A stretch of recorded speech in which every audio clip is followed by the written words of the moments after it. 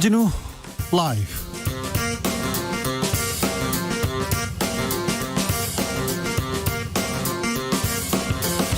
2020년 11월 4일 수요일입니다. 안녕하십니까, 주진우입니다. 미국 대선 투표가 끝났습니다. 그러나 긴 개표의 시간이 남아 있습니다. 민주당 바이든 후보는 승리로 가는 길이다, 좀 시간이 걸릴 것이라고 말했습니다. 이후에 트럼프 대통령은 백악관에서 우리는 이미 사실상 이겼다, 뒤늦게 투표 결과가 반영되는 상황 안타깝다고 밝혔습니다. 현재 트럼프 대통령의 당선 가능성이 매우 높다고 합니다.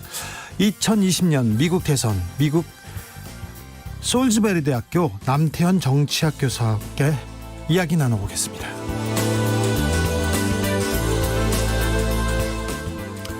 김경수 경남도지사의 운명의 날 모레로 다가왔습니다. 항소심이 금요일에 열리는데요. 김 지사의 재판 결과가 대권 판도에 어떤 변화를 가져올지 정치권은 주목하고 있습니다. 김경수 지사의 항소심 쟁점과 결정적인 변수, 재판 5분 전에서 짚어보겠습니다. 김종인 국민의힘 비대위원장이 서울시장 후보들을 모아서 막걸리 회동을 열었습니다. 전직 현직 중진 의원들 모두 모였는데요. 나경원 전 의원, 오세훈 전 서울시장, 김종인 위원장과 어떤 얘기를 나눴을까요? 막걸리 회동에 참석했던 김성태 전 의원과 함께 알아봅니다. 나비처럼 날아 벌처럼 쏜다. 여기는 주진우 라이브입니다. 오늘도 자중자애, 더 겸손하고 더 진정성 있게 여러분과 함께 하겠습니다. 더 잘하겠습니다. 자, 세계의 눈 미국을 향해 있습니다. 지금 긴 선거는 끝났는데 더 긴 개표가 남아 있습니다. 미국 선거제도 참 신기하지요. 참 독특하기도 합니다.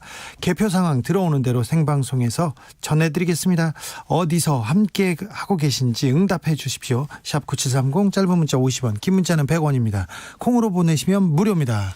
그럼 오늘 순서 시작하겠습니다.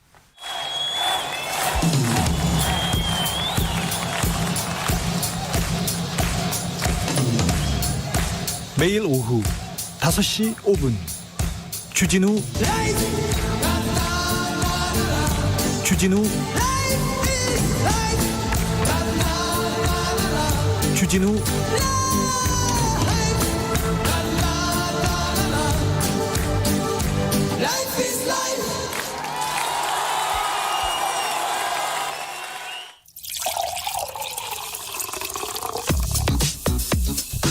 진짜 중요한 뉴스만 쭉 뽑아냈습니다. 주 라이브가 뽑은 오늘의 뉴스 주스. 정상근 기자, 어서 오세요. 안녕하십니까. 미국 대선이 끝났습니다. 그런데 네. 개표가 시작됐습니다. 현재 상황 어떻습니까? 네, 이 조금 전까지 확인한 이 선거인단, 확보된 선거인단은 이 조 바이든 민주당 후보가 219명, 이 도널드 트럼프 대통령이 209명입니다. 격차를 좁혔습니다. 네, 점점 격차가 좁혀지고 있는 상황인데요. 이 개표가 상당 부분 진행이 됐지만 그 유권자 수가 적은 이 트럼프 대통령의 강세 지역에 비해서 유권자 수가 많은 이 바이든 후보의 강세 지역 개표율이 조금 떨어진 상황이긴 합니다. 경합주가 중요하잖아요, 미국 선거는. 네, 하지만 이 경합 지역 6개 주, 그러니까 북부의 이 러스트벨트로 불리는 이 펜실베니아나 미시간, 그 위스콘신, 그리고 남부의 썬벨트로 불리는 이 플로리다, 그리고 노스캐롤라이나, 애리조나 중에 그 애리조나를 제외한 이 다른 지역에서 트럼프 대통령이 우위를 점하고 있습니다. 플로리다는 이미 트럼프 대통령의 승리가 확정이 됐고요.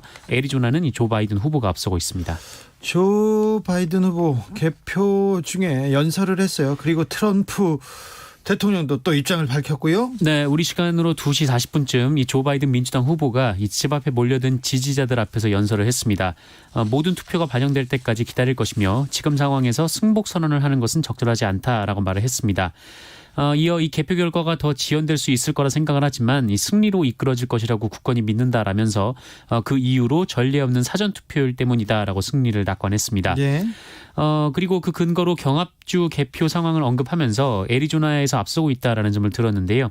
또한 이 시간이 걸리겠지만 이 모든 투표가 반영되면 펜실베니아도 우리가 가져갈 것이다라고 확신했습니다. 예. 이 바이든 후보의 연설이 나오자 이 트럼프 대통령도 긴급 기자회견을 했습니다. 솔직히 내가 이겼다라는 얘기를 했는데요. 트럼프 대통령은 오하이오 그리고 텍사스에서 이미 이겼고 가장 중요한 이 펜실베니아에서도 큰 승리를 거뒀다 이렇게 주장했습니다. 플로리다도 마찬가지고요. 네네. 현재 개표 상황 알려드리겠습니다. 확보한 선거인단을 따져보면 바이든이 220표 그리고 트럼프는 213표를 가져가고 있는데요. 앞으로 계속 결과 말씀드리겠습니다. 잠시 후에 저희가 미국 현지 연결해서 미국 대선은 심층 분석해 보겠습니다. 코로나 확진자 현황 좀 볼까요? 네, 오늘 0시 기준 신규 확진자가 다시 세 자릿수가 나왔습니다. 총 118명이고요. 이 중에 98명이 국내 발생 확진자입니다. 이 98명 중에 경기도가 41명, 서울이 38명, 인천이 4명으로 82명이 수도권이고요. 그 외 지역에서 보면 충남에서 10명이 나왔습니다. 그런데요.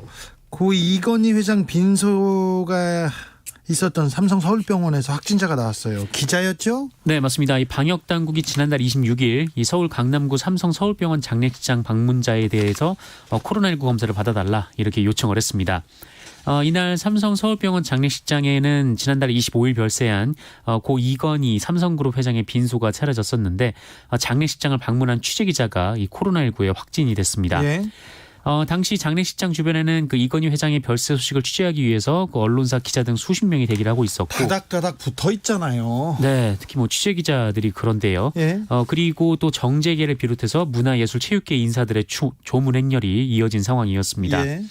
실제로 당일 장례식장을 방문했던 원희룡 제주도지사가 진단검사를 받고 자가격리에 들어갔습니다. 그리고 국회 예산결산특별위원회 전체회의에 참석을 했던 홍남기 경제부총리도 이날 참석을 했는데 서둘러 국회를 떠나서 코로나19 검사를 받고 자택 대기에 들어갔습니다. 예. 이 정무위원회가 오늘 국회에서 열렸었는데 여기에 은성수 금융위원장, 이 조성욱 공정거래위원장이 참석을 했거든요. 역시 이날 조문을 했기 때문에 바로 국회를 떠났고 진단검사를 받았습니다. 정무위는 조기 산회했고요. 그리고 성윤모 산업통상자원부 장관 역시 코로나19 검사를 받으러 이석을 했습니다. 큰 변수가 될 수도 있습니다. 11월 9일이 또 삼성 이재용 부회장 국정농단 재판이 있는 날인데 재판에 참가하는 대상자 대부분이 빈소에 있었어요. 그래서 네네. 확진자 동선과 겹쳐서 이 재판도 영향을 받을 것으로 보입니다. 북한 남성이 귀순했습니다. 철책을 뚫고 왔다면서요? 네, 이 군은 오늘 이 강원도 동부전선에서 북한 남성이 군사분계선을 넘어왔고 이 남성의 신병을 확보해서 조사 중이다라고 밝혔습니다. 20대 남성인데요. 군복을 입은 상태였다라고 합니다. 군 당국은 어제 오후 7시 26분쯤 해당 지역에 있는 22사단이 군 감시 장비로 관찰하던 중에 수상한 인원을 포착을 했고 이에 경계태세를 강화하고 헬기를 투입하고 또 조명탄을 쏘면서 대대적인 수색 정찰 작전을 펼쳤다라고 밝혔습니다. 네. 하지만 이 야밤에 쉽게 포착을 하지 못했고요. 그 12시간이 넘게 지난 오늘 오전 9시 50분쯤 신병을 확보했습니다. 이 남성은 남측 철조망을 훼손을 하고 넘어온 것으로 전해지고 있습니다. 이 남성이 왜 남쪽으로 내려왔는지는 아직 알 수 없는 상황인데요. 이 군 당국은 일단 이 남성을 헬기에 태워서 안전지역으로 호송을 했고 현재까지 북한군의 특이 동향은 없는 것으로 전해지고 있습니다. 북한군의 특이 동향은 없다고 합니다. 네. 자, 어제 국정원에서 북한 관련된 그 정보들이 좀 많이 쏟아졌어요. 김정은 위원장이 그 지위 그리고 김여정 그 노동당 정치국 후보위원이죠. 네. 그에 대한 얘기도 많이 나왔습니다. 네, 국정원에 따르면 이 김정은 위원장의 동생인 이 김여정 후보위원이 이 북한 국정 운영 전반에 관여하고 있으며 이 예. 내년 1월에 이 8차 당대회가 열릴 예정인데 이때 지위도 지금보다 더 격상될 것으로 보고 있다라고 합니다. 사실상 2인자로 보인다는 그 지적인 것 같습니다. 네, 그리고 김정은 위원장 역시 이 현재 원수에서 이 대원수급으로 직책이 올라갈 것이다. 뭐 이런 분석도 나왔습니다. 원수도 높은데 대원수 대자를 붙였나요? 네, 뭐 그다음엔 대대원수인가 네. 이분도 드는데 예. 그리고 이 김정은 위원장의 위상 강화를 위한 권력 구조 개편과 이 새로운 대내외 전략 노선이 나올 가능성이 있다라고 보고를 했고요. 네. 그리고 북한이 코로나19에 대해서 관리를 못한 간부에게 사형 선고까지 가능하게 할 정도로 트라우마를 갖고 있고 이 감염을 우려해서 우리 측 물자도 받지 않고 있는 상황이다라고 합니다. 김정은 위원장의 몸무게가 공개됐어요. 네, 해마다 증가해서 현재 140kg에 달한다라고 하는데 건강에는 이상이 없다라는 게 국정원의 판단입니다. 그리고 국정원은 또 최근에 북한이 열병식에서 이 전자전 그리고 화학전 부대를 처음 공개를 했고 이 잠수함 발사 탄도미사일 탑재가 가능한 잠수함 2척을 건조 중인 것으로 파악했습니다. 서해 공무원 피격 사건에 대해서도 얘기했습니다. 네, 이 첩보상으로는 시신 수색 정황이 있었고 이후에 김정은 위원장이 이 사건 경위를 조사하라 이렇게 지시한 정황도 포착됐다라고 밝혔습니다. 김정은 위원장이 이 사건 경위를 조사하라 했다. 이렇게 했으니까 언론에서 보도한 김정은 위원장이 직접 피격하라 이런 지시를 받았다는 보도는 조금 약간 사실관계를 따질 수 없겠네요. 사실. 네. 자, 청와대 국감이 있었습니다. 오늘 시작부터 고성이 나왔더라고요. 네, 지난주 열려야 했던 이 국회 운영이 청와대 국정감사가 서훈 안보실장의 방미 후 이 자가격리로 인해서 오늘로 미뤄졌었는데 예. 시작부터 더불어민주당과 국민의힘 의원들 사이에서 고성이 오갔습니다. 무슨 일로요? 국민의힘 김정재 의원이 오늘 국감에서 이 노영민 비서실장을 향해서 이 더불어민주당이 후보를 내는 것이 맞다고 생각하냐 이렇게 물으면서 논란이 이어졌습니다. 청와대 지금 그 민주당 얘기를 물어보니까 고성이 서로 오갔군요. 네네. 이 내용은 2부 기자들의 수다에서 김비치라 기자하고 함께 더 자세히 얘기 나눠보겠습니다. 홍남기 경제부총리 사표가 좀 파장이 있었죠? 네, 맞습니다. 오늘 홍남기 부총리가 관련해서 입장을 밝혔는데 오늘 예산결산위원회에 참석을 했습니다. 이에 국민의힘 의원들이 이 사임의 배경 그리고 적절성을 두고 질문을 이어갔는데 뭐랍니까? 네, 이에 대해 홍남기 부총리는 이 주식 양도소득세 요건에 대한 논란에 책임을 지고 진심을 담아서 사의를 표명했던 것이다 라면서 정치적인 쇼가 아니다라고 반박을 했습니다. 네. 그리고 일각에서 정치적인 쇼다라고 표현한 것을 두고는 심히 유감스럽다라는 입장을 밝혔습니다. 그런데 사표의 뜻을 접기는 했습니까? 네, 이 지금 상황에서 인사권자의 뜻에 맞추어서 부총리 직무 수행에 최선을 다하겠다라는 입장을 밝혔습니다. 네. 이 정세균 국무총리도 대통령이 예산안 심의, 한국판 뉴딜 등 여러 현안이 있어서 이 부총리가 현재 그 직을 수행하는 것이 옳겠다라고 판단을 했다면서 이 문제는 종료된 것으로 판단해달라라고 설명했습니다. 자, 이 문제는 끝났다고 합니다. 끝났다는 것으로 판단해달라고 합니다. 프랑스에서 그 이슬람 혐오 이후에 이슬람의 테러가 발생하고 그 이후에도 또 테러가 꼬리를 물고 있어요. 그런데 네. 걱정이 컸는데 우리나라에서도 프랑스 대사관에 대한 협박 전단이 붙여 있었어요. 네, 이 최근 이 종교적인 갈등이 좀 극단적인 양상으로 나오고 있는데 이 이슬람 국가들에서는 반프랑스 시위 움직임이 번지고 있는 상황입니다. 네. 이 파키스탄과 방글라데시, 레바논 등을 중심으로 이 마크롱 대통령이 이슬람 혐오주의를 조장한다라면서 시위가 벌어지고 있는데 네. 말씀하신 대로 또한 프랑스에서는 한 역사교사가 이슬람교의 선지자인 무함마드를 풍자 소재로 삼은 만평을 보여줬다가 이슬람 극단주의 청년에게 참수당하는 일이 벌어지기도 했었죠. 네, 프랑스 니스에서도 뭐 성당 안에서 이런 또 테러가 있기도 했어요. 그런데 우리나라에서는 그런 일이 없었는데요. 네, 뭐 폭력적인 사건은 아니지만 그래도 이 테러를 암시하는 듯한 좀 뭐랄까요, 하여튼 이 벽보가 붙어서 붙었어요. 네, 네. 경찰이 예의주시를 하고 있습니다. 네. 서울 서대문 경찰서는 오늘 이 협박 전단지를 붙인 혐의로 30대로 추정되는 외국인 남성 2명의 신원을 파악해서 수사 중이다라고 밝혔습니다.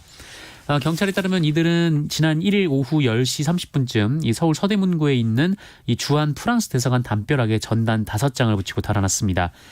우리의 종교를 파괴하지 말라. 우리에게 칼을 대는 자 그 칼에 죽임을 당하리라 라는 등의 내용이 담겨 있었다라고 하고 예. 이 마크롱 대통령의 사진에 이 빨간 펜으로 X 표시를 한 전단도 있었다라고 합니다. 이들은 범행 전부터 대사관 근처에서 동향을 살피다가 사람이 없는 틈을 타서 전단을 붙이는 등 계획적으로 움직인 것으로 알려졌습니다. 지금이야말로 진짜 톨레랑스가 필요할 텐데 우리나라에서는 이런 일이 없었는데 이런 상황이 좀 이어지면 안 되는데 좀 걱정입니다. 좀 초기에 수사를 좀 빨리 해서 이런 네. 문제가 또 더 이어지지 않도록 좀 막았으면 좋겠습니다. 안타까운 또 소식인데요. 베이비박스라는 게 있어요. 그런데 옆에 신생아의 사체가 발견됐습니다. 네. 네, 어제 오전 5시 반경 이 서울 관악구의 주사람 공동체 교회에 설치된 이 베이비박스 인근에서 남아의 시신이 발견됐다라는 신고가 접수가 돼서 경찰이 수사에 나섰습니다. 베이비박스라는 게 아이를 낳았는데 현실적인 이유로 네네. 키울 수 없는 여성들을 위해서 이렇게 설치한 게 베이비박스죠? 맞습니다. 지금 해당 교회에서 운영을 하고 있는 베이비박스인데요. 그런데요? 그런데 아이를 굳이 이 안에 넣지 않고 또 옆에 이 추운 곳에 놨다라고 합니다. 이 아이가 이 발견 당시에 탯줄과 태반이 붙어 있었던 것으로 알려졌고요. 좀 이렇게 추위로 인해서 숨졌을 가능성도 전해지고 있습니다. 네. 그리고 오늘 아이를 유기한 여성이 경찰에 검거가 됐습니다. 혐의는 아직 특정되지 않았지만 유기치사 혐의 등이 적용될 수 있다고 경찰은 설명을 했습니다. 아이고, 왜 그랬는지 좀 안타까운 이유가 있겠지만, 네, 이 CCTV를 통해서 잡았다라고 합니다. 네, 안타깝네요. 조금 우리 사회가 이런 분들, 어려운 분들한테도 조금 안전망을 좀 제공해야 되는데 어찌됐건 아이가 이렇게 숨을 거뒀습니다. 의협에서 의대생들의 국시 해결 수순에 접어들었다고 얘기를 했어요. 네네. 그런데 정부는 아이고 아니다 얘기하고요. 네, 이 최대집 의사협회 회장이 지난 10월 31일에 이 자신의 SNS를 통해서 의대생 본과 4학년 학생들의 의사 국시 문제를 언급하면서 금주 중, 그러니까 이번 주 중에 이 해결의 수순으로 진입했다. 이 당정청의 입장을 확인했다. 이렇게 주장을 했습니다만. 그런데 지금 당정청 의견이 모아지지 않은 걸로 알고 있는데요. 네, 정부는 실무적으로 진전된 바가 없다라고 반박을 했습니다. 네, 정부에서 무슨 얘기를 했습니까? 네, 이 손영래 보건복지부 대변인이 브리핑을 했는데 의협과 의정 협의체 진행에 대해서는 실무적으로 협의를 하고 있는 것으로 알지만 의대생 국시에 대해서는 정부 입장은 종전과 동일하다라고 밝혔습니다. 한편 의협은 이 조만간 이 범의료계 투쟁위원회라는 조직을 만들 예정인데요. 여기서 이 국가 시험 문제에 대한 투쟁 방향을 결정할 계획이라고 하고요. 또다시 집단 휴진에 나설 수 있다라는 관측이 제기되고 있습니다. 며칠 전에 저희 프로그램에 출연한 강도태 보건복지부 차관도 이 부분에 대해서는 국민한테 의견을 물어야 되기 때문에 저희가 자기네들이 결정할 수 없다고 분명히 얘기했습니다. 근데 의협에서 조금 이건 뭐 그 내부가 아니라 이건 좀 선전전 이렇게 좀 어떤 작전을 보인다 이런 생각도 좀 해보는데요. 네. 아무튼 의협도 정부도 현명하게 좀 이 문제를 해결했으면 합니다. 주스 정상근 기자 함께했습니다. 감사합니다. 고맙습니다. 미국 대선 결과 관심이 높습니다. 대선에 대해서 이렇게 관심이 높은지 저도 이번 또 새삼 깨달았어요. 미국 대선이 그렇게 중요합니다. 우리나라한테도 중요하고 전 세계적으로 트럼프 대통령이 얼마나 많은 영향을 좋은 영향도 미쳤지만 악영향도 많이 미치고 그래서 그런지 이번 선거에 대해서는 미국에서도 그렇고 전 세계적으로 관심이 컸습니다. 1773님 도대체 누가 맞는 건지 다들 말이 틀려서 헷갈리네요. 그러게요. 투표가 끝났는데 개표가 거의 진행됐는데도 아직 모른답니다. 박혜라님 초딩 싸움 같아요. 이거는 맞는 말인 것 같아요. 서로 내가 이겼다고 하고. 네. 그런가요? 네. 초딩 싸움 같아요. 이 말은 맞는 것 같습니다. 김정우님 분명 이틀 전에도 바이든이 이길 확률이 99%라고 했는데 거의 모든 언론에서 바이든이 이길 것이다. 격차가 좁혀지긴 했지만 이길 것이라고 얘기했습니다. 거의 모든 여론조사에서도 바이든이 이긴다고 얘기했어요. 그런데 어떤 전문가들은 트럼프가 이길 가능성이 높다고도 했지만 거의 모든 조사, 언론은 그랬거든요. 그래서 여론조사 다 믿을 게 안 됩니다. 지난 대선에 이어서 이번 대선에도 미국 대선에서 전혀 맞춘 언론이 없습니다. 그런 여론조사 기관도 없고요. 참고하시자고요. 4796님이 퇴근길인데요. 차 안에서 듣고 있습니다. 오늘 아침 텍사스 사는 여동생은 트럼프 뽑았다네요. 네. 왜요? 근데 트럼프 뽑았다고 하면서 왜 이렇게 웃으세요? 네. 교통정보센터 다녀오겠습니다. 김은아 씨. 네, 땅거미가 지면서 고속도로 곳곳에서 하던 작업은 대부분 정리가 됐는데요. 교통량이 늘고 있습니다. 경부고속도로 서울 방향 안성휴게소 부근에서 오산 부근 12km 밀리고요. 다시 기흥동탄에서 수원 사이와 신갈분기점 부근에서 죽전휴게소 부근, 판교에서 판교분기점, 달래내 부근에서 반포까지도 막히고 있습니다. 부산 방향은 한남에서 서초까지 정체인데요. 이 사이 달래내 1차로에서는 고장난 버스를 처리하고 있어 차로 변경에 유의하셔야겠습니다. 또 신갈분기점에서 수원까지 막히고 있습니다. 영동고속도로 인천 방향인데요.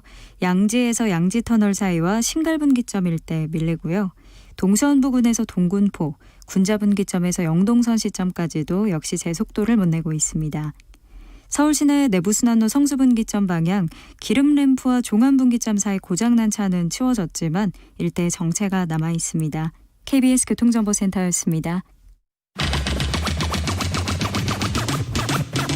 주진우 라이브.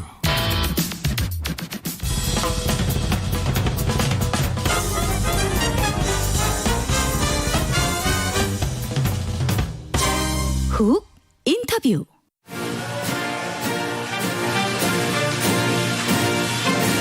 감사합니다. 정말 가장 늦게 제가 이렇게 기자회견을 하고 있는 것 같습니다. 다시 한번 감사드립니다. 정말 감사합니다. 저는 미국 국민들에게 감사의 말씀을 드리고 싶습니다. 정말 많이 지지를 해주셨고 수백만 명의 미국인들이 저희를 위해서 투표를 해주셨습니다. 그리고 그들 중에서 일부는 저를 지지해 주신 분들에게 반하고 있는데 저희는 참지 않을 것입니다. 사실상 선거는 이겼다. 트럼프 미국 대통령이 자신만만하게 선언했습니다. 6개 경합주에서 5개를 이기면서 판세가 트럼프 쪽으로 기울고 있는 것 같은데요. 변수가 있습니다. 전례 없는 규모의 우편 투표인데요. 사전 투표함이 열리고 어떤 결과가 나올지 바이든은 긍정적으로 기다리겠다고 했습니다. 미국 대선 전문가 예측, 여론조사, 출구조사 다 틀렸습니다. 지금 미국 현지 분위기 살펴보겠습니다. 미국 메릴랜드주 솔즈베리 대학교 남태현 정치학 교수 연결했습니다. 안녕하십니까? 안녕하세요. 네, 교수님 투표하셨어요 혹시? 제 아내는 했습니다. 네. 혹시 누구를 찍었는지 물어봐도 됩니까? 예. 제가 알기로는 트럼프는 안 찍은 것 같은데요. 네, 알겠습니다. 대부분의 전문가들, 여론조사 기관 모두 조 바이든의 승리를 믿어 의심치 않았습니다.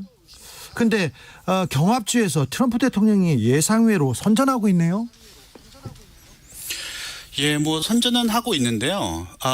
사실은 이렇게 되리라는 것은 미리 예견이 됐던 것이죠. 그러니까 많은 사람들이 밤에는 결과가 안 나오고 다음날, 다다음날이나 돼야지 결과가 나올 것이다라는 것조차도 다 예견이 됐던 겁니다. 그러니까 사실 좀 놀랄 것은 없죠. 예견이 됐는데 예상 결과는 바이든이 좀 근소하게 이긴 상황에서 며칠 이렇게 늦어지리라고 생각하셨잖아요. 교수님도 그렇게 생각하셨죠? 예, 좀 뭐 그런 것도 있죠. 사실은 그렇게 많은 사람들이 기대를 했던 것, 저를 포함해서 네. 그런 예측을 했던 것 중에 하나가 플로리다였는데요. 플로리다가 일찍 트럼프한테 넘어갔고요. 사실은 그다음에 조지아, 노스캐롤라이나도 좀 기대를 하고 있었는데 조지아는 아무래도 바이든한테 올 것 같고 노스캐롤라이나는 트럼프한테 갈 것 같거든요. 네. 그래서 그 두 주가 좀 아무래도 좀 컸던 것 같아요. 네. 예. 교수님, 그 여론조사가 4년 전에도 크게 틀렸는데 이번에도 틀렸어요. 왜 미국의 여론조사 기관 이렇게 못 맞춥니까? 그것은 좀 사실 생각을 해볼 필요가 있는데요. 왜냐면은 저번에 또 많이 틀렸다고 쉽게 말은 하지만 틀렸습니다. 맞습니다. 근데 거기는 여론조사 자체보다는 그 해석에 좀 많이 틀렸던 것이 아닌가. 왜냐면은 저번 주에 그 오차 범위 내에서 크게 많이 나가지는 않았었거든요. 네. 그러니까는 오차 범위 내에 나온 결과를 어떻게 트럼프라는 인물에 대한 반감으로 사람들이 좀 너무 크게 확대 해석을 했던 것이 아닌가. 네.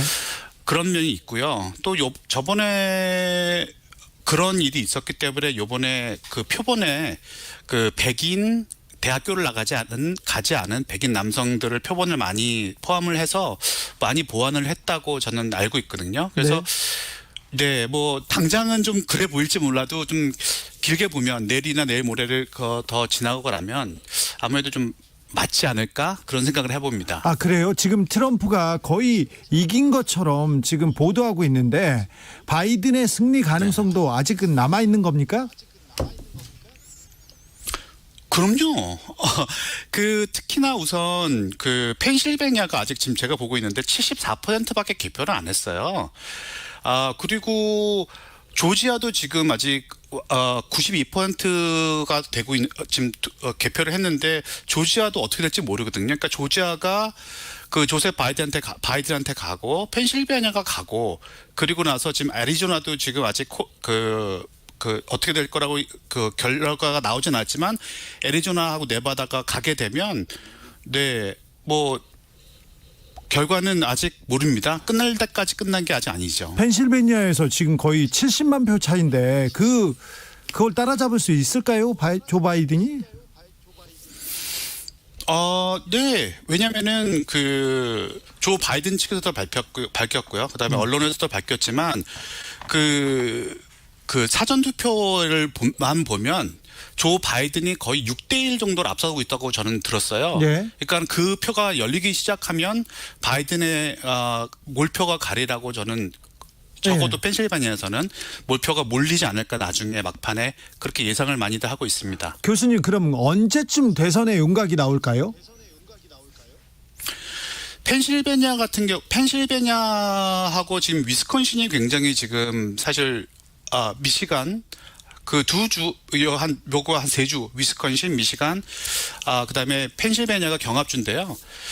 미시간도 그렇고 지금 펜실베니아도 그렇고 다 며칠 뒤, 특히나 위스콘신 같은 경우에도 아직 며칠 걸린다라고 말을 하고 있고요. 펜실베니아 같은 경우에는 지금 금요일을 보고 있어요. 왜냐면은 11월 3일 소임만 찍혀 있으면 3일 늦은 것도 카운트를 하겠다라고 펜실베니아 주정부에서 했고요. 그다음에 공화당 측에서 이건 너무 늦다 챌린지를 했었는데 주에 있는 주 대법원이 그거를 결정을 받아들였기 때문에 아직 그때까지 금요일까지 실제로 카운트를 지금 할 태세거든요. 근데 아직 모르죠. 트럼프 대통령이 사실상 승리 선언을 했고 아마 내일이나 모레 또 승리 선언을 더 하지 않을까요?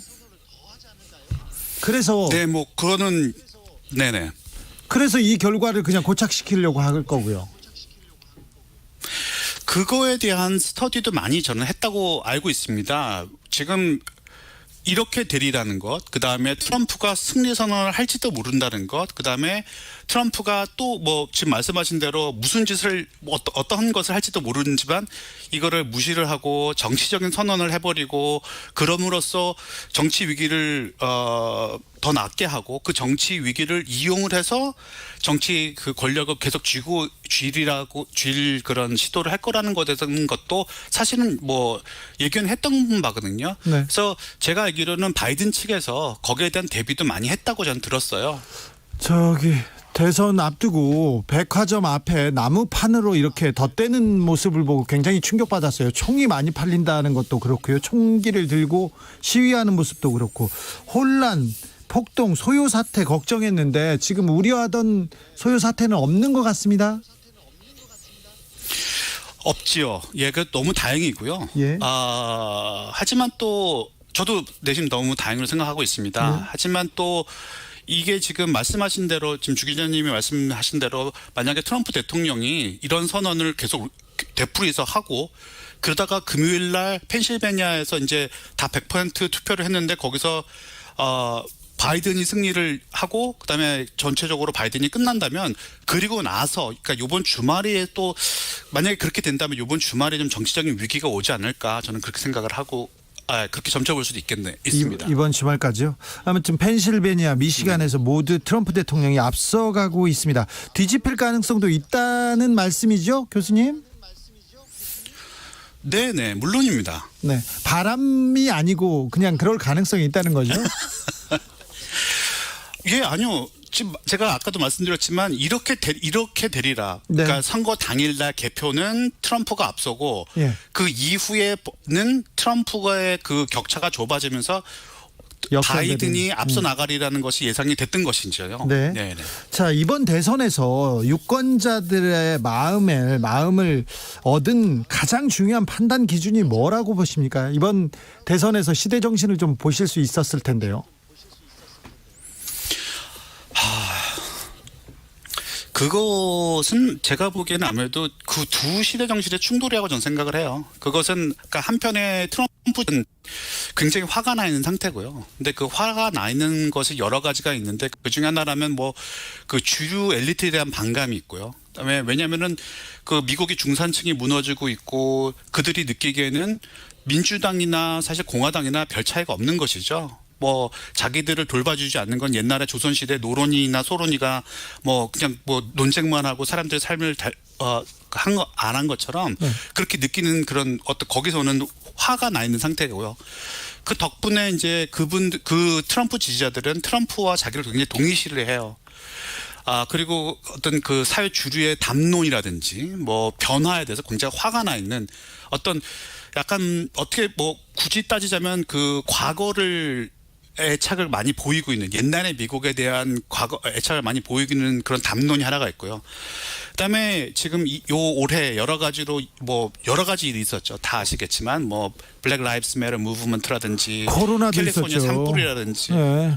코로나 물론입니다. 네. 그것이 예고하는 미국의 미래를 지향하는 세력과의 어떤 그 두 담론의 충돌이 저는 컸다고 생각을 하고요. 이 누가 이기건 사실은 저는 또 이 뭐 트럼프가 이기건 트럼프가 지건 이 담론의 논쟁은 정리가 안 되기 때문에 이 트럼프가 안겨준 숙제는 아마 오래 가지 않을까 저는 그렇게 생각합니다.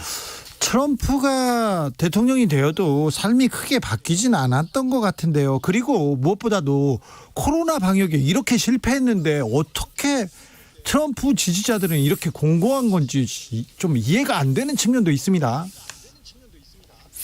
네, 맞습니다. 그 굉장히 놀라운 것이 사실 지금 뭐 한국에서는 문재인 대통령 같은 경우에는 뭐 여러 가지 실수도 있었지만 코로나 방역을 잘해서 그 선거를 그 의회 선거를 국회 선거를 이겼지 않습니까? 예. 반면에 그거를 따져서 생각해보면 우리 뭐 한국의 상식으로는 아니면 뭐 많은 사람들의 상식을 보면 지금 이 선거가 이렇게 가까운 것 자체가 말이 안 되는 것이죠. 근데 예.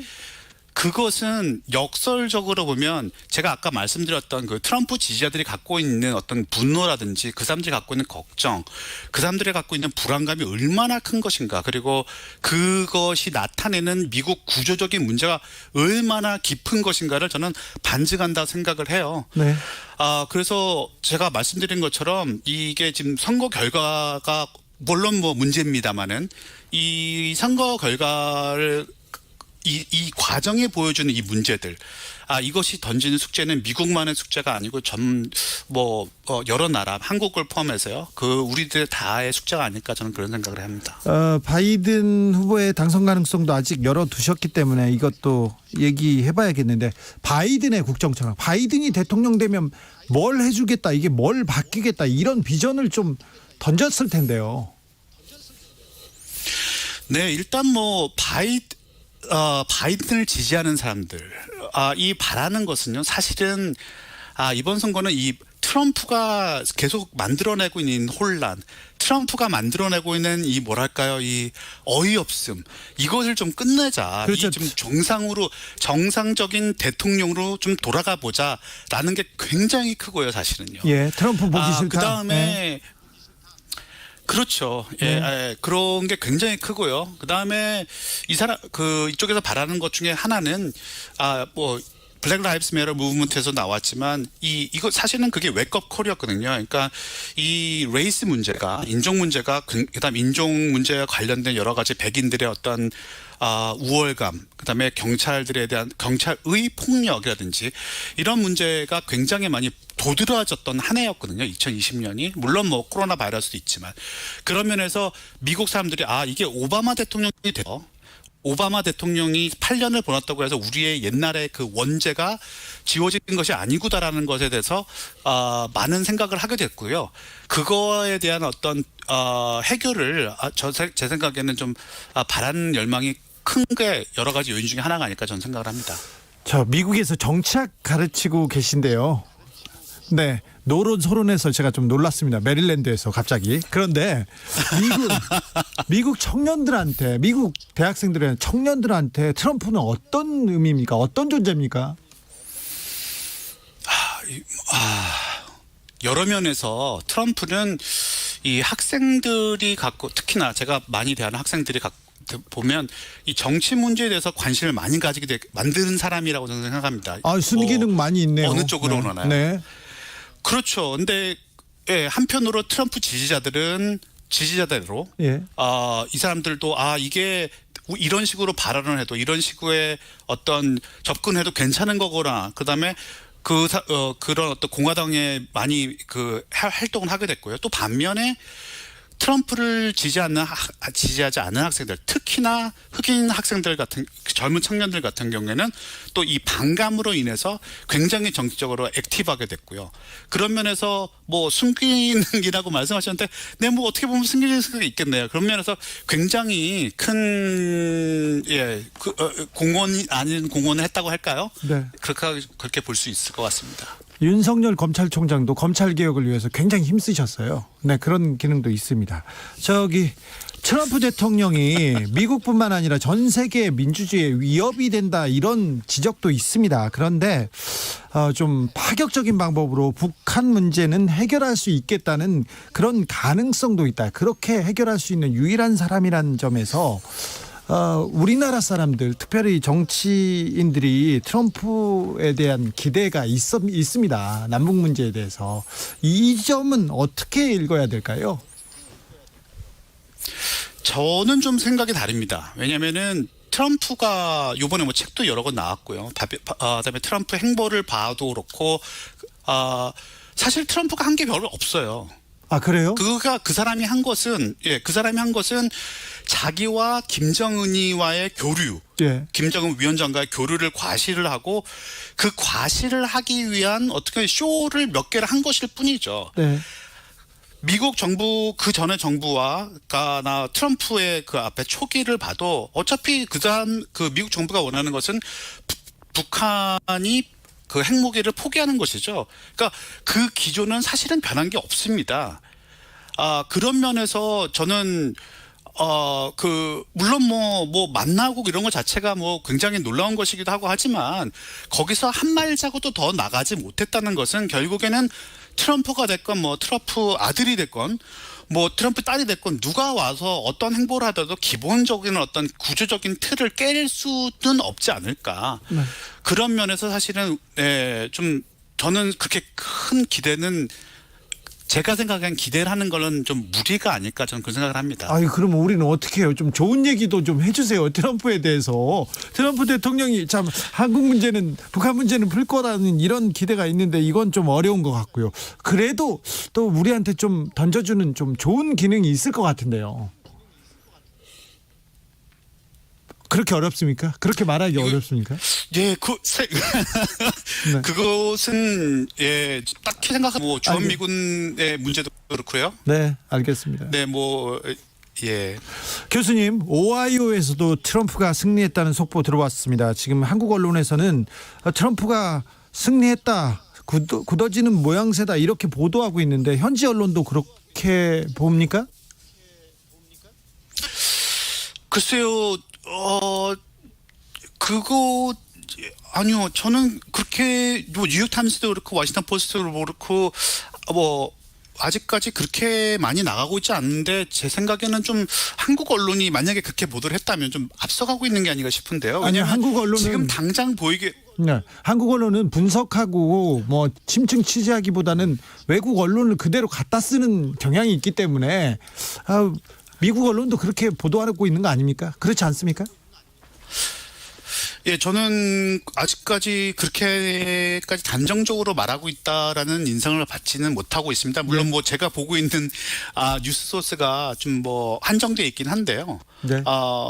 그렇게 아직은 단정 짓기는 이르다라는 말씀을 드리고 싶네요. 승리 선언한 트럼프가 우편 투표 문제가 있다, 이거 대법원에 가겠다, 연방 대법원 가겠다, 이렇게 말했는데, 그게 어떤 의미입니까?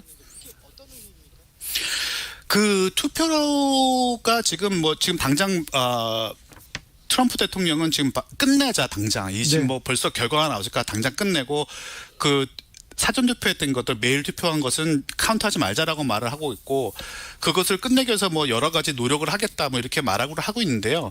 지금 2000년 대선을 돌이켜 보면 뭐 용지가 그 메일 투표 용지가 왔을 때 뭐 어디가 잘못되고 뭐 어디가 무효가 사표가 나오고 그런 것을 다 카운트를 하거든요.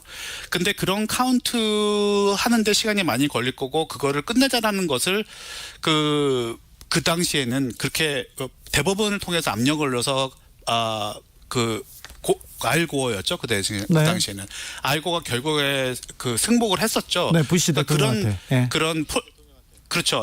폴리티컬 프레셔를 늘려는 것이죠. 왜냐하면은 사실은 그 헌법을 보면 지금 어떻게 승리를 할지에 대해서 사실은 자세한 규정이 없습니다. 선거인단 같은 경우에도요. 헌법에는 이 선거인단이 어떻게 투표를 하든지 사실은 상관이 없어요. 즉 사람들이 투표한 것과 선거인단이 투표를 하는 것이 다를 수도 있어요. 그러니까 네. 주정부에서 주의회에서 선거인단을 그냥 어떻게 보면 자의적으로 투표를 해서 뽑아서 보내서 투표를 해도 사실은 헌법적으로는 문제가 없습니다. 그러니까 그건 완전 너무너무 극단적인 예죠. 그래서 뭐 그날에도 사실 있어요. 이건 지금 이렇게 계속 이렇게 가면 트럼프가 뭐 비상사태를 선포를 하거나 어떻게 압력을 넣어서 주의회에서 사람들이 투표한 건 상관없이 주의회에서 그냥 나름 자기 엘리트가 선택을 해서 선거인단들이 거기에 따라서 12월에 투표를 해버리는 그런 어떤 극단적인 상황도 갈 수 있다라는 사람을 그렇게 점치는 사람도 있거든요. 근데 뭐 그렇게까지는 가지 않겠지만 이거를 당장 빨리 끝내자 그 전에 트럼프가 원하지 않는 결과가 나오기 전에 끝내버리고 싶은 욕구가 굉장히 크지 않을까 저는 그렇게 생각을 합니다. 미국의 그 K 방역을 조금 전해주고 싶고요. 그다음 한국의 선거제도 또 개표 방법에 대해서도 좀 전해주고 싶고요. 그리고 또 여론조사도 좀 알려주고 싶습니다. 트럼프는 오늘 개표 결과가 나오지 않는 것은 부끄러운 일이라고 했고요. 바이든은 승리를 향한 여정을 계속하겠다고 했습니다. 선거가 아직 끝나지 않았다. 아직은 모른다. 남태현 교수님은 이렇게 전망하고 계십니다. 조금 더 지켜보겠습니다. 잘 들었습니다. 교수님 감사합니다. 감사합니다.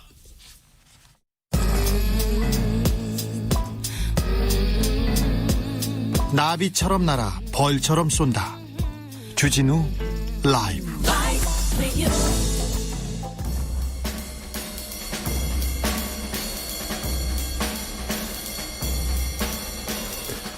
느낌 가는 대로 그냥 고른 뉴스 여의도 주필.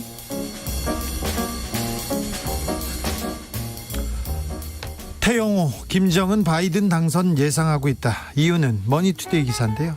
태영호 국민의힘 의원이 자신의 페이스북에서 북한 김정은 국무위원장은 조 바이든 당선을 예상한다는 분석을 내놨습니다. 바이든이 TV토론에서 김정은에 대해서 세 차례나 불량배라고 불렸는데 아무런 반응을 보이지 않았다. 최고 전엄에 대한 모독, 즉시 반박하거나 성명을 내는 게 북한의 태도인데 이번에 침묵은 매우 이례적이다. 그래서 바이든이 당선됐더라도 바로 협상을 할 수 있도록 바이든에 대한 부정적인 반응 삼가했다면서 태영호 의원께서는 바이든 당선을 예상하고 있다고 이렇게 얘기하셨습니다.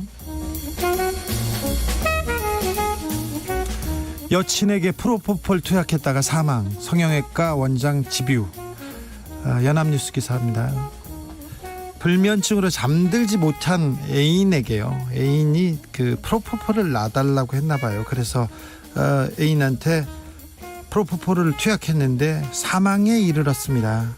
자신이 운영하는 강남구 성형외과에서 무단으로 불법이죠. 프로포폴을 가져와서 투약했고 남은 약은 냉장고에 넣어서 보관했다고 합니다. 그래서 주사를 맞고 깨어나지 못했습니다. 1심에서 징역 6개월에 집행유예 3년을 선고했습니다. 그리고 의료법 위반 혐의에 대해서는 벌금 500만 원입니다. 그러니까 벌금 500만 원으로 이 죽음에 대해서 책임을 지게 됐습니다. 재판부는 피고인과 피해자가 동거하는 연인이었던 점과 이 사건으로도 피고인도 심한 정신적 충격과 고통을 겪은 것으로 보인다면서 집행유예를 선고했습니다. 예. 네. 단독 분리수거 골칫거리 생수병 라벨 사라진다. 머니투데이 기사입니다. 주진우 라이브 청취자분들은 이거 아시죠? 저도 여기 라디오 하면서 배웠습니다. 플라스틱 생수 페트병에 비닐 라벨이 있는 거 그거 떼어서 버려야 됩니다. 떼어서 버려야 됩니다. 이게 그 재질이 소재가 다르기 때문에 재활용이 안 된답니다. 그래서 이제 상표명, 생산일자 그런 라벨 있지 않습니까? 라벨 그 용기에서 떨어지게 이게 그렇게 바꾼다고 합니다. 환경부에서는 재활용 용이하게 하고 폐기물 발생 줄이기 위해서 병막에 라벨 부착과 무라벨 제품을 허용하기로 했답니다. 당장 모든 생수회사가 이렇게 하는 건 아닌데요. 환경부에서 계속해서 개선 방안을 선택할 수 있도록 방식을 내놓을 방침이라고 합니다. 늦었습니다. 매우 늦었지만 잘한 것 같습니다. 지금 늦었지만 우리는 환경 개선을 위해서 그리고 환경 보호를 위해서 나서야 됩니다. 댓글에도 다 격하게 환영하고 있습니다. 모든 플라스틱 병에 적용해야 됩니다 얘기했고요. 플라스틱 색상도 동일하게 하고요. 과대 포장은 없애야 됩니다. 진작 해야 됐는데 지금이라도 다행입니다 이렇게 합니다. 재활용 안 되는 재질은 사용 금지하자고 합니다. 조금 비쌀 수는 있어요. 조금 번거롭고 불편할 수는 있습니다. 그런데 국민들은요 다 양해하고 이해합니다. 그러니까 환경, 지구 보호 우리 나설 것으로 보이니 환경부에도 정부도 적극적으로 좀 이런 정책은 추진해 주셨으면 합니다.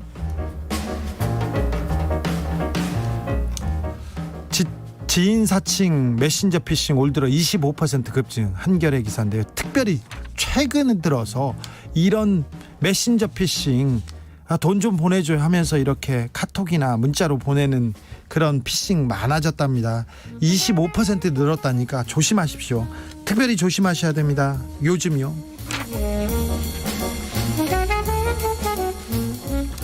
차박 몸살 앓는 해안가 모렴치 참다 못해 기초의회에 나섰다. 부산일보 기사인데요. 코로나로 비대면 계속 얘기합니다. 그래서 취미활동도 자동차 숙박에 이렇게 신조어인 차박 굉장히 신종 문화로 급부상합니다. 뭐 텔레비전에서도 이런 프로그램 많고요. 그런데 부산 해안가에 차박족들이 다 점령하고요. 쓰레기 버리고 막 시끄럽게 떠들고 술 먹고 노래 부르고 이런 게 걱정이어서 지자체에서 나섰다고 합니다. 그러니까 그래요. 조용히 캠핑하는 거, 조용히 차박하는 거 해야죠. 그런데 남들한테 피해 주고 쓰레기 버리고 그러면 안 됩니다. 해안가 차박족 문제를 법적으로 해결하기 위해서 정부가 입법을 하겠다고 나설 정도입니다. 그러니까 차박족들, 캠핑족들 조금 조심해 주세요. 당부드립니다. 올해도 다 갔네. 나이 들면 시간 빨리 가는 이유 코미디닷컴인데요. 그런 생각 하잖아요. 2020년도 2개월밖에 안 남았어요. 아이고 벌써 다 갔어. 왜 이렇게 빨라. 세월 빠르네. 근데 그런 얘기를 하는 분들은 나이 들수록 많지 않습니까? 그래서 순식간에 지나갔다고 느낀다고.